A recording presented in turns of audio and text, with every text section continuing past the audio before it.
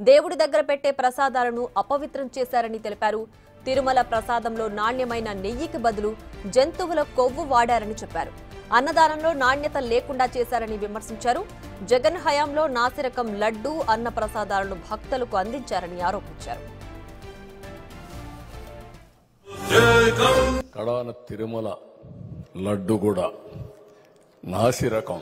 నాకైతే ఆశ్చర్యం వేస్తుంది. ఎన్ని కంప్లైంట్ చేసినా కడాన వెంకటేశ్వర స్వామి పవిత్రతను దెబ్బతీశారు. ఎన్నోసార్లు చెప్పాం.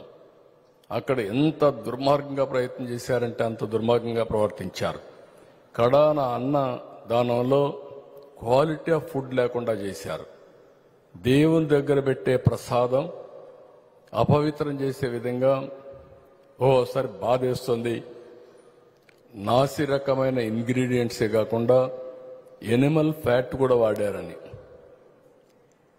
ఏది గీకు బదులు. ఈరోజు స్వచ్ఛమైన గీ తెమన్నాం, ప్రక్షాళన చేయమన్నాం.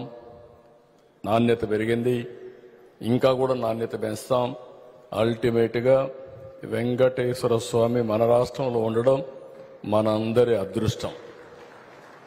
ప్రపంచం అంతా మన దగ్గరికి వచ్చే పరిస్థితికి వచ్చారు. అలాంటప్పుడు వెంకటేశ్వర స్వామి పవిత్రతను కాపాడుకోవాల్సిన బాధ్యత మనందరిపైన ఉంది.